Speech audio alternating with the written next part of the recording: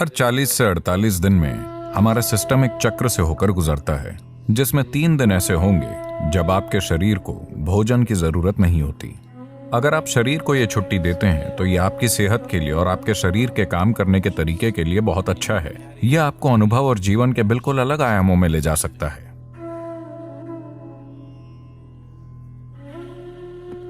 अगर आप शरीर के स्वाभाविक चक्र पर ध्यान दें तो मंडल नाम की एक चीज होती है। हर 40 से 48 दिनों में सिस्टम एक चक्र से गुजरता है। ऐसे हर चक्र में, प्रत्येक चक्र में 3 दिन ऐसे होते हैं जब आपके शरीर को भोजन की जरूरत नहीं होती। अगर आप अपने शरीर के काम करने के तरीके के प्रति जागरूक हैं तो आप जान जाएंगे कि आज मेरे शरीर को भोजन की जरूरत नहीं है और बिना किसी कोशिश के उस दिन आप भोजन के बिना रह सकते हैं। अगर आप इस चक्र पर ठीक से गौर करते हैं तो अगर यह जागरूकता मौजूद नहीं है कि वो कौन सा दिन है, तो उसके लिए भारत में एक दिन तय किया गया है जिसे एकादशी कहते हैं। इसका मतलब है पूर्णिमा से 4 दिन पहले और अमावस्या से 4 दिन पहले लोग खाना नहीं खाते। वो सुबह उठते हैं, कोई नाश्ता नहीं, कोई लंच नहीं, सूरज डूबने के बाद ही वो एक बार भोजन करते हैं। इसका उद्देश्य है सिस्टम को अपना तालमेल ठीक करने की अनुमति देना। अगर आप ये छुट्टी देते हैं तो यह आपकी सेहत के लिए और आपके शरीर के काम करने के तरीके के लिए बहुत अच्छा होगा, क्योंकि खुद को ठीक करने के लिए सिस्टम को वो समय चाहिए। हर दिन भोजन, ये शरीर के लिए बहुत मेहनत का काम है। इसे थोड़ी छुट्टी दीजिए। अगर आप उपवास नहीं कर पा रहे तो एक दिन आप कुछ हल्का ले सकते हैं, शायद सिर्फ फलों का रस या कुछ और जो सिस्टम के संभालने के लिए ज्यादा हल्का है। निश्चित रूप से आपका शरीर बहुत आभारी होगा। हाँ, हर दिन इसे पके हुए भोजन से लादना अच्छी बात नहीं है। तो इसका आध्यात्मिक महत्व क्या है? क्योंकि यह एक सफाई है। अगर आपका सिस्टम जीवंत नहीं है तो आपको कुछ भी आध्यात्मिक करने की इच्छा नहीं होगी। आप सुस्त महसूस कर रहे हैं। For a meditator, the biggest enemy is sleep. एक ध्यान करने वाले के लिए उसकी सबसे बड़ी दुश्मन नींद है। यहां आंखें बंद करके बैठना और पूरी तरह से सतर्क रहना, इसके लिए कुछ और ही चाहिए।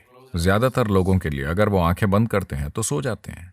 तो यहां बंद आंखों के साथ बहुत सतर्क रहते हुए बैठने के लिए शरीर में एक स्तर की जीवंतता की जरूरत होती है। तो इस जीवंतता को पैदा करने के लिए हम इस पर गौर करते हैं कि कैसे खाएं, क्या करें, कितना खाएं, ये सारी चीजें। ये आध्यात्मिक नहीं है, लेकिन इससे सही किस्म का शरीर तैयार होता है। अभी अगर आपका शरीर बहुत सुस्त महसूस कर रहा है, मैं आत्मज्ञान की बात कर रहा हूं, तो क्या करें,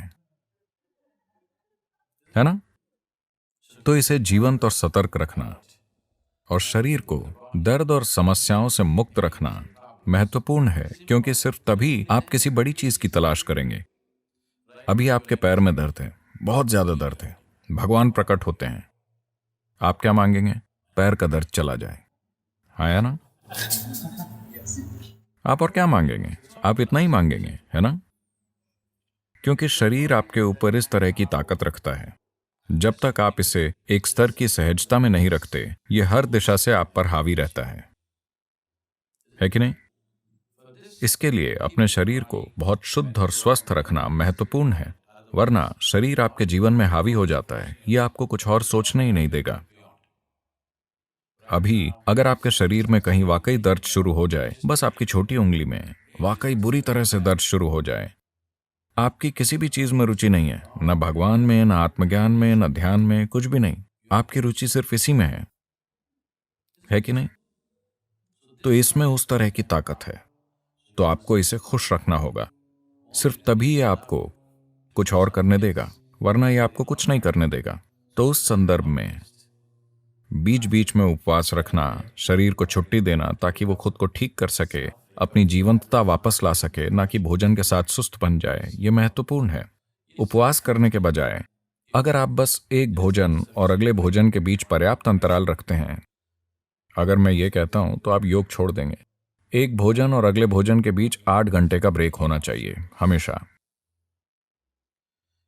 अगर आपके लिए 8 घंटे संभव नहीं है तो कम से कम 5 घंटे का ब्रेक जरूरी है। खाने से पहले आपको एक स्तर की भूख महसूस होनी चाहिए।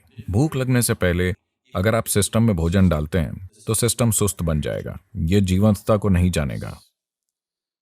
जब मैं कहता हूं जीवंतता, तो मैं बस आपके अभी जागे हुए होने की बात नहीं कर रहा हूं। हम में से हर कोई अभी जीवंतता के एक ही स्तर पर नहीं है। हम एक ही तरह का खाना खा रहे हैं, एक ही हवा में सांस ले रहे हैं, एक ही जगह पर हैं, लेकिन हमारे अनुभव का स्तर एक जैसा नहीं है। इस पल मैं अपने भीतर जैसा हूं, उसे मैं दुनिया की किसी भी चीज के साथ नहीं बदलूंगा। अगर आप मुझे पूरी दुनिया दे दें तो भी मैं सौदा नहीं करूंगा, क्योंकि ये उससे बहुत बड़ा है और ये हर किसी के लिए संभव है। ये सिर्फ इसलिए नहीं हुआ है क्योंकि जरूरी ध्यान और सिस्टम के साथ जो किया जाना चाहिए वो नहीं किया गया। तो इंसानी जीवंतता अलग अलग स्तरों पर कई अलग अलग आयामों में हो सकती है। यह आपको अनुभव और जीने के बिल्कुल अलग आयामों तक ले जा सकती है। तो शरीर को अच्छी तरह से रखना एक बुनियादी जरूरत है। आपको एक महान एथलीट या ऐसा कुछ होने की जरूरत नहीं है, लेकिन इसे बस सहज रखना, ताकि अगर आप यहां बैठते हैं तो आपको हर समय हिलना डुलना ना पड़े। अगर आप यहां बैठें तो अगले कुछ घंटों तक आप बस यूं ही बैठ सकें, एक फटते हुए ब्लैडर या भूख से तड़पते पेट या यहां वहां होते दर्द से परेशान हुए बिना। अगर आप यहां बैठें तो आप आराम से हों। बस इतनी सहजता शरीर में आनी चाहिए।